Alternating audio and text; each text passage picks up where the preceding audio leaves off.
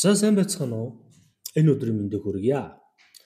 За сүүлийн үед Хятад Америкийн тарифын байлдаанаас болоод дэлхийн эдийн засгт бол нэлээд томоохон савлгаанууд бол үүсэж байгаа. Ялангуяа зах зээл дээр. За миний хувьд бол жишээ нь 2008 оноос хойш арилжаа хийсэн хүний хувьд ер нь бол хамгийн эхэлж хардаг бүтээгдэхүүн бол алт байдаг. Тэгэхээр ер нь арилжаа хийдэг бүх хүмүүс бол алтыг хардаг. Дэлхийн хөрөнгө оруулалтын сангууд, төв банкуд, арилжааны банкуд бол хамгийн их хөрөнгө оруулалт хийх сонирхолтой бүтээгдэхүүнийг нэг бол алт үйж идэг. За тэгвэл хэдүүлээ энэ алтны чартыг харъя л та тийм. Алт бол за одоо энэ харж байна. 24 онд тийм ерөнхийлөгч Трамп болоод тангараг үргэснөөс хойш тийм нэг сараас хойш 2500 2600 доллартай байсан. Одоогоор 3300 доллар руу ороод ирчихлээ. Тэ? Улам л өсөж байна. Тэгээ яагаад алтыг хардсан юм бэ? Яагаад алт чухал юм бэ? Тэ? За алт бол ямар зорилготой вэ? Хөрөнгө оруулалтын найдвартай хэрэгсэл. За ямар нэгэн зах зээл дээр аюултай, дайн байлдаа, хямрал, ямар нэгэн зөв ийм аюултай процесс болох юм бол хөрөнгө оруулагч нар алтыг хийж эхэлдэг. Сүүлийн үед алт яагаад өсөд байна гэхээр хөрөнгө оруулалтын сангууд, төв банкуд ерөнхийдөө нөөц бүрдүүлэлт гэж байдаг. Нөөц бүрдүүлэлтэн дээр алтыг маш их хэмжээгээр худалдаж авч байна. Шалтгаан нь Трампын бодлого төлбөртэй биш байна. Өнөөдөр ярьж ирсэн маргааш өөрчлөгдөж байна. За үүнд нь Хятад ямар хариу үйлдэл үзүүлж байна гэдэг зүйл. Тэ? За тэгвэл өчигдөр юу болсон? Сонирхъя тэ? За энэ хараа. Би баг цаг дээр харуулъя л. Өчигдөр жишээ нь алт бол 3197 байсан. Тэгээ 3200 бодчих. За өнөөдрийн хувьд бол энэ дэшегээ 3300. Тэ? Шууд нэг өдрийн дотор $100 өсөж байна. Өмнө намайг арилж. Би яагаад энийг ярьсан бэ гэхээр өмнө хийжсэн хугацааны алтны хөдөлгөөний зүй тогтвол 24 он гарсноос хойш тэнгэр газар шиг ялгаатай болсон. За жишээ нь би 2011 12 оны үед хийж байхад алтны $100 хөдөлгөөн болвол хагас жил явдаг хөдөлгөөн байсан. $200 нэг жил явж хийдэг хөдөлгөөн байсан бол энэ зүгээр л нэг өдөрт хийдэг хөдөлгөөн болсон.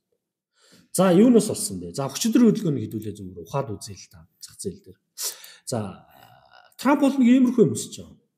Тэ энэ хараа ингээд Шижипинтэй уулзаад гар бариад чи бол мундаг хүн шүү гэдэг иймэрхүү хандлага байгаа. Тэгээ ер нь бол цагаан ордноос мэдгэж байгаа. Бид нар бол Шижипинийг тэ цагаан ордонтой уулзаж хилцээр ширээний ард сууна гэдэг бол хүлээж байгаа гэж яриад байгаа. Тэгсэн мөртлөө нэг ойлгоно тэ. Бид нар хөл бөмбөг тоглож байгаа бол бөмбөг одоо Хятадын тал байна. Энэ бөмбөгийг хаашаа өшгөх үү гэдгийг баг Хятад шийднэ. Бид нар бол хүлээгээ байж байгаа шүү. Та нар бидэртээ хилцээр хийнэ гэж хүрээд ирээч гэдэг ингээд тэ. Бид нар хилцээр хиймээр байна. Гэхдээ бид нар гоохгүй та нар ихлэ гуйл даа гэдэг. Нэг юм яриад байгаа. Цагаан ордноос болохоор. Шижипин юу хийгээд байгаа вэ тэ. За энэ. За Шижипин бол бид нар ярьжсэн ASEAN-ы улсууд руу альж. За ASEAN гэдэг нэг юм зүүн өмнөд Азийг холбосон 10 улсын холбоог ASEAN-ы холбоо гэж үздэг. 700 сая хүн амтай гэдэг өчигдөр би контент дээр ярьсан. Тэрний 2 дахь улсаар альжсэн. Малайзад альчилж байна. За тэгээ энэ дээр сонирхолтой 2 зүйл ярьсан тийм. Энэ бас амар том арга хэмжээ болж байгаа л да. Ямар арга хэмжээ юу ярьж байгаа гэхээр тэг нэг бүс нэг зам гэдэг юм ярьж байна. Нэгсэндээ Хятадын бодлого бол замаараа ингэж зам гүүр барьж одоо ингэж нэг юм зээл өгж тэрвэрээ одоо нэг өөрөө бас ингэж нэг тийм эдийн засгийн бодлого хэрэгжүүлдэг нэг юм бодлого гэж байгаа. Хоёр дахь нь Малайзын тэргэнд юу байсан бэ гэхээр тэг бид нар бол Америкта тэг ингээд нэг юм хатуу тарифт орчлоо тэг. Хятад улс тариф тавиагүй шүү. Америк тавьсан шүү гэдэг ийм зүйлийг хэлээд байна тийм. Би бол та нартай сайн харилцаатай байгаад байгаа. Америк та нар муу харилцаатай байгаа гэдэг зүйлийг хэлсэн байж. За тэгээд ийм зүйл болоод байгаа. Нэг нь ингээд Трамп хүлээгээд идэг, Шижипинийг хүлээгээд идэг. Шижипин болохоор зүүн өмнөд Аз руу аялаад ингээд яваад идэг. Хоёр тал руу ингээд.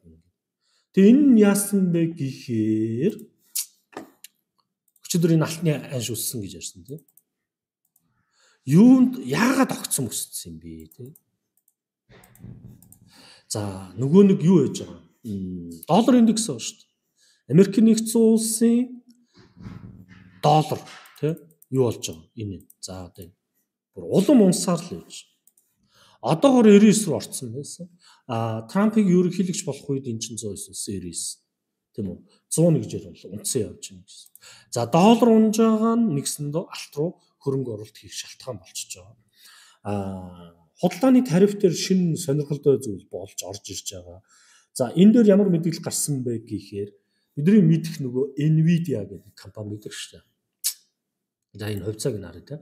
За энэ нэг хэсэг амар алдаршсан. Яагаад тэгэхээр энэ компани бол одоо энэ ковидын зах зээл дээр тий би тэгтээ нөгөө мэрэгжлийн одоо программист биш.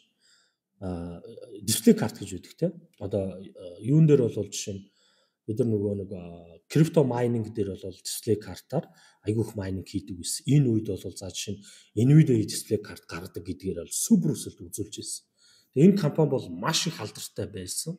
Гэтэл энэ унс. Тэгэхээр Nvidia-гийн тэргүүн өчигдөр юу хэлсэн бэ гэхээр бид нэр хятадын худалдааны тарифын дайнтай холбоотойгоор хятадын зах зээл дээрээс 5.5 тэрбум долларын алдагдал хүлээх гэж байна гэдэг мэдээлэл хийсэн байж байна.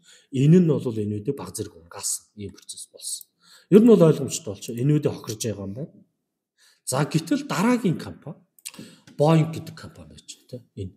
Энэ бас энийг юу гэж хэлсэн бэ гэхээр хятадын засгийн газраас Boeing гэдэг компанийг хориг тавьчихлаа. Нэгсэндээ Boeing-ыг авахгүй гэв. Гэтэл Boeing-ыг аваад үзье л да. За Boeing гэдэг бол компани бол дэлхийн хэмжээнд бол тийм онгоцны үйлдвэрлэлээр, онгоц нийлүүлэлтээр тэргүүлдэг компани байдаг. Хятадын зах зээл дээр бас нэлээд байр суурь бол эзэлдэг. За 2018 онд тэгж ярьж ирсэн байна Boeing. Бид нар 2000 дахь онгоцоо хятадд зарлаа гэд. 2043 он гэхэд 8400 онгоц зарна гэсэн тооцоо судалгаа бол явж ирсэн. За Boeing гэдэг компани ганц онгоц нийлүүлдэг. Онгоцны эд анги, тий? Эд яг ангийг нь одоо иргэний болон цэргийн зориулалтад онгоцнуудад ашигладаг. За дээрэс нь сургалт семинар хийдэг ийм компани. Дээрэс нь Boeing-ийн эд ангийг хятад үйлдвэрлээд энийг тэг хятадын энэ үйлдвэрлсэн юугаараа экспорт бусад улсууд руу хийж энэ хоёр хоёулаа орлого олдог. Boeing ч орлого олдог, хятад ч орлого олдог. Хэрэг Boeing хятад руу нийлүүлэлт хийхгүй, эд ангийг нь худалдан авалт хийхгүй бол хятадын эдийн засагт 1.5 тэрбум долларын хохирол гарна гэсэн судалгаа гарсан байж. За тэгвэл Boeing нийлүүлэхгүй болохоор Boeing алдаг. Яагаад тэгэхээр Boeing компани хоёр том зах зээл гэдэг байхгүй юу? Одоо онгоцны юугаараа хамгийн том зах зээл мэдээж Америкийн зах зээл, хоёр дахь том зах зээл Хятадын зах зээл. Нэгсэн Хятадын зах зээлийг тэр чигээр алдах байсан. За тэгвэл энийг хэн далж байгаа юм бэ гэхээр Airbus гэдэг нэг компани. За энэ Европын компани. Энд боломж олдох чинь. Энэ одоо нөгөө Boeing-ийн хамгийн алдартай одоо энэ юу гэж юм л да. Төрөлтэй Boeing 737 гэдэг онгоцтой үйлдвэрлэдэг нь Airbus A320 гэдэг энэ үйлдвэр байж байна. Тэгэхээр энэ өрсөлд нь тэгэхээр энд бол борлуулалт олгогдсон орж ирэх боломжтой. Тэгвэл нөгөө талдаа нэг ийм компани байгаа. Энэ Comac гэдэг нэг ийм компани байна. За энэ Comac гэдэг компани юу вэ гэхээр хятадын дотоодын үйлдвэрлэлийн компани. Одоо төрийн өмчт компани гэсэн. Энэ зах зээл рүү хүч орж ирнэ. За хятад бол нэг ийм бодлого бариад байгаа. 2025 он бол хятад үйлдвэрлэв гэдэг. Тэгэхээр хятад Boeing-оос аваагүй тэр сул орон зайг нэг бол өрсөлдөгч гэвэл Airbus эзлэх юм байна. Хятад төрийн бодлогоор Comac гэдэг юм гэсэн. Энэ компани. Тэгээ энэ юу яриад байна гэхээр бид нар хятадын зах зээлийг яг тэр чигээр нь эзэлнэ. Ер нь бол тий баг энүүгээрээ ингээд дэлхийг ч эзэлж болно. Тэгэхээр нэг хятадын бодлого бол яаж юм гэхээр ер нь технологийн салбар том хүн дүндээ тий энэ Европ, Америкаас авдаг юмнууд ерөнхийдөө бүгднийг өөрсдөө авна гэдэг ийм юм гаргаж байгаа. За энэ дарамт Boeing-д үзүүлж буй дарамт тийм үү? Nvidia-д үзүүлсэн дарамт нь ам долларт итгэх итгэлийг баахгүй. Нэгсэндээ хөрөнгө оруулагчдад бол хохирол бол мэдээж юунд илүү гарч ийн гэж. Америкт илүү гарч ийн гэж үзээ долларт итгэх итгэлээ байхгүй болгоод үүн итгэлээгээ алт руу ич гэсэн. Тэгэхээр алт цаашдаа яах вэ гэхээр алтны хаш бол ямагт төснө худалдааны дайны дуусгаруулалт. Тэгээ дуусгаруулах нь эзээ тодорхойгүй. Ягаад түрүүсэн дээ. Ши Жинпин ямар нэгэн юу өгөхгүй байна. Хариу өгөхгүй байгаа. Цагаан орд нь бидэрлээ холбогдоод хилцээр хийгээ хөвчөөж тэгвэл хилцээр хийчихээ л даа гэх нэг юм гуугаад байгаа юм. Хоёр талтай юм. Тэгэхээр алтны ханшуул цаашдаа явах уу? 3400, 3500 хүрсэн байхад бол гайхаад байна. Яг нь нэг өдрийн дотор $100 өсөж байгаа юм бол 3500, 3600 гэдэг нь бол тийм сонирн зүйл биш гэсэн үг. За ийм процесс бол болж байна. Тэгээд дараа нь энэ хятад яаж ийн, төрийн ажил юу болж ийн, Трамп яаж ийн гэдгийг дахиад хүрэх болно.